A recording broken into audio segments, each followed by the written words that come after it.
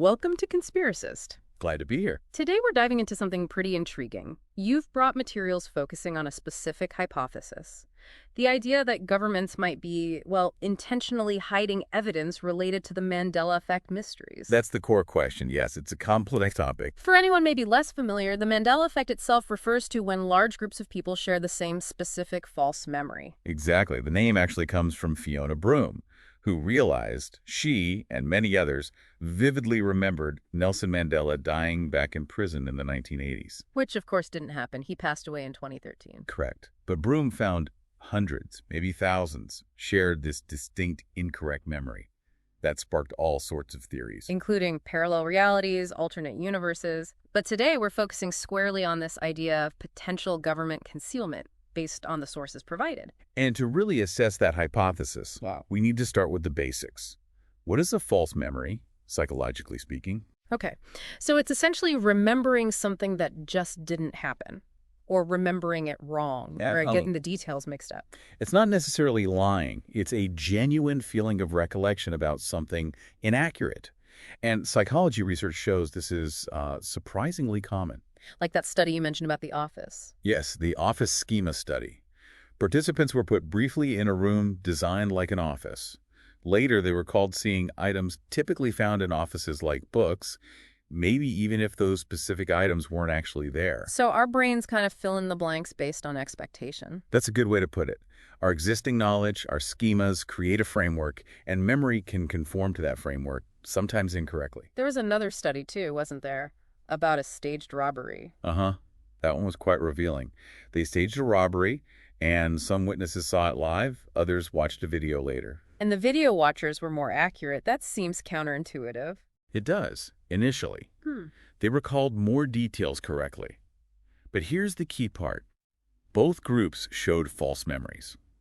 They remembered things consistent with a crime scene schema elements they might expect at a crime scene, even if those details weren't present in the actual staged event. Okay, so schemas are powerful. And these shared false memories, that's the heart of the Mandela Effect. Absolutely. The shared nature is what makes it so puzzling to people. Let's touch on some classic examples from the materials. The Star Wars one is huge, isn't it? Oh, yeah. Darth Vader.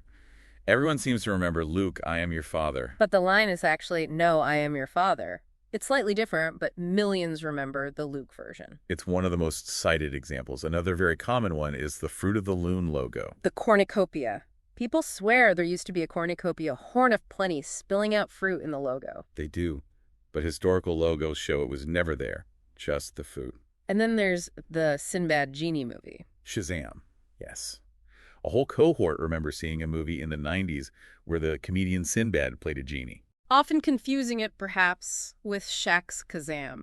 But people insist Shazam was real. They do. They describe scenes, posters. But there's zero record of such a film existing. It's baffling. One more example you pulled out was Ed McMahon. Right. The widespread belief that he worked for Publishers Clearinghouse, delivering those giant checks. But he didn't. No, he was primarily associated with a competitor, American Family Publishers. But the image of him at the door with a check is a strong, shared, but incorrect memory. Okay, so these are widespread shared inaccuracies. What could be causing this on a psychological level, according to the research? Well, the sources point to several mechanisms. One important one is memory conformity. What does that mean exactly? It means that discussing an event with other people can actually change your own memory of it. Really? Just talking about it? Yes. Even just hearing someone else describe an event slightly differently can make you less confident in your own memory, or even subtly alter your recall to align more closely with theirs. Wow. So online forums discussing Mandela effects could actually be strengthening the false memories. It's a very plausible contributing factor. This conformity effect has been shown in studies using both free recall, just describing what happened, and recognition tasks, like picking out previously seen items. The social element is powerful. Okay, what else? There's also the misinformation effect. This is where false information introduced after an event gets incorporated into the memory of the event. Like if someone asks a leading question about something that wasn't there. Exactly. Or if you read an inaccurate account later, that misinformation can overwrite or blend with the original memory trace. That sounds like it could definitely play a role. Then there's relational processing. Sometimes we remember the connections or associations between things better than the individual items themselves. This can lead to errors where we falsely remember an item because it's strongly associated with other things that were present. Like remembering books in the office, because office and books are strongly linked in our minds. Precisely. And schema theory, which we already touched on with the office example, our general knowledge fills in gaps, sometimes incorrectly. Okay. Any others? Fuzzy trace theory is another one. It suggests we store memories in two ways: the specific details, the verbatim trace, and the general meaning or gist trace. Often the gist trace lasts longer. So we might remember the general idea of something, making us vulnerable to accepting false memories that fit that gist, even if the specific details are wrong. So the memory feels right on a general level. Yes. And finally, social factors matter too. Things like social desirability, wanting to agree with others, or perceived pressure from authority figures can make people more likely to report or even internalize false information. So quite a few established psychological reasons why groups might end up sharing the same false memory without needing any external manipulation. Correct. These are all documented ways our memories can go slightly awry, especially in social contexts. Now, you also highlighted something called cryptomnesia. How does that fit in? Cryptomnesia is interesting. It's a type of memory bias. Basically, a forgotten memory returns, but the person doesn't recognize it as a memory. They think it's a brand new, original thought or idea. So you remember something, but forget you remembered it. In essence, yes. The source of the information is forgotten, leading to the belief that it's a novel creation. There are some fascinating historical examples in the sources. You mentioned Nietzsche. Yes. Apparently, a passage in his famous work, Thus Spoke Zarathustra, is almost identical, word for word, to a passage in a book by another author that Nietzsche had read years earlier, likely as a teenager, but had consciously forgotten. So he unconsciously reproduced it, thinking it was original. That's the interpretation, yes. Yeah. It suggests just how deeply buried memories can resurface without our awareness of their origin. And the Lord Byron example. Similar situation.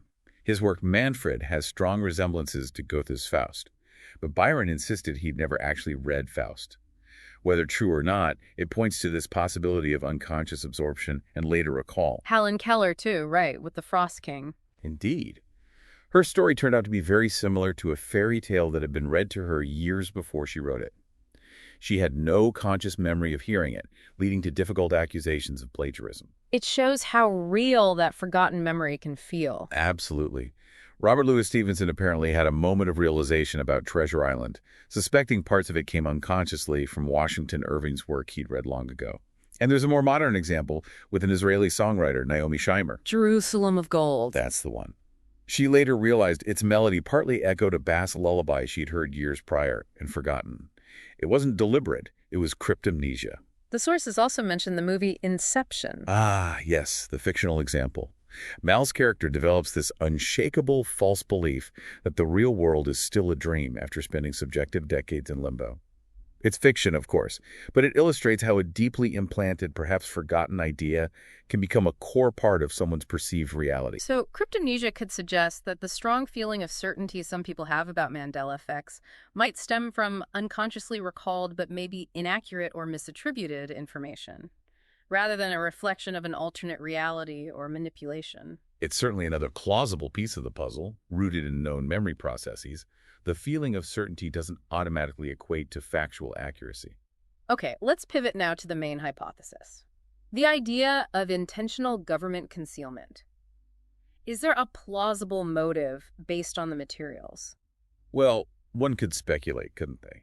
If a government perceives widespread memory discrepancies as a potential threat, maybe a threat to established narratives or societal stability. How so? If large segments of the population remember key historical facts or even pop culture differently than the official record, could that erode trust? Could it make people question authority or the nature of reality itself in a way that's seen as destabilizing? One of the sources touched on memory being weaponized, didn't it? And misinformation causing social discord. Yes. It mentioned that misinformation can disrupt decision-making, fuel conflict, and manipulate choices. From that perspective, one could theorize that a government might want to control or suppress information related to memory anomalies to maintain order or control the narrative. Is that purely theoretical, or is there basis for it? It's largely theoretical in the context of the Mandela Effect itself. Another source did discuss how memories can be influenced, even implanted, unintentionally or maybe intentionally by therapists, for example. Highlighting how malleable memory is. Exactly. It shows memory can be influenced externally. So the question then becomes, could a powerful entity like a government potentially attempt this on a larger scale, or perhaps conceal naturally occurring phenomena like the Mandela Effect if they perceived it as problematic? The capability for influence is there, but the intent and action regarding the Mandela Effect specifically is where we lack evidence in these sources. Right. So when we actually look at the evidence presented in these materials for this specific hypothesis, government concealment of Mandela Effect mysteries, what do we find? The main thing cited as evidence for the Mandela Effect itself is simply the large number of people who share these subjective false memories. The personal testimonies, the feeling of certainty. Yes, which is compelling on a personal level, absolutely. But from a scientific or investigative standpoint, subjective reports alone aren't concrete proof of an external cause like government action, especially when we have other explanations. And those other explanations are the psychological ones we discussed. False memory, conformity, schemas. Exactly. Those well-documented cognitive processes provide perfectly plausible, scientifically grounded explanations for why large groups might independently arrive at the same incorrect memory without needing to invoke government conspiracies or alternate dimensions. So to be clear, do the sources you reviewed provide any direct, concrete evidence pointing to government involvement in hiding Mandela Effect information? No. Based purely on the materials provided for this discussion, there's no such concrete evidence presented. The existence of shared false memories, while intriguing, is explained within current psychological understanding.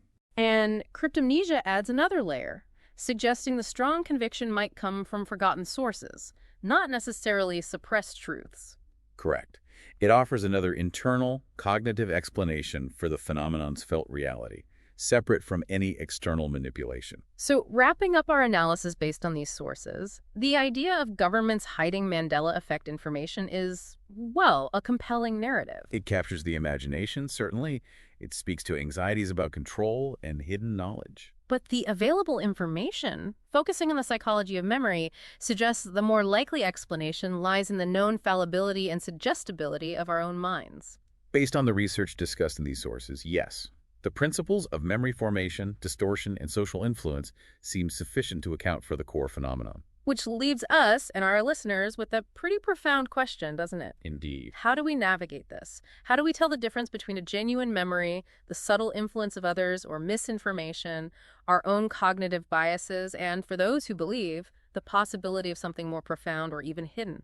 It really highlights the importance of critical thinking, verifying information where possible, and acknowledging the inherent imperfections of human memory when we evaluate extraordinary claims. A fascinating and perhaps slightly unsettling thought to end on. It certainly gives one pause about the nature of memory and reality. Thanks for listening to Conspiracist.